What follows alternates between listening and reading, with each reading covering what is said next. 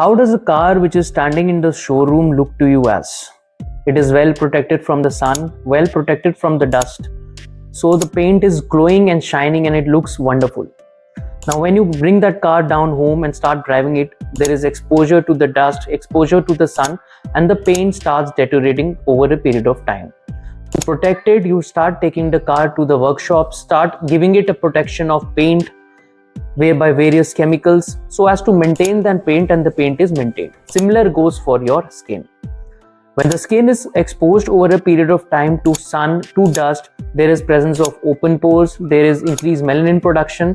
So in order to maintain it, you have to take regular treatments. Nothing is permanent. You have to come on a maintenance basis because sun exposure is continuously there, dust exposure is continuously there. So in order to maintain your skin, you have to come regularly and start taking treatments. Similar goes for you as for your car. You have to maintain it regular, take to the mechanic.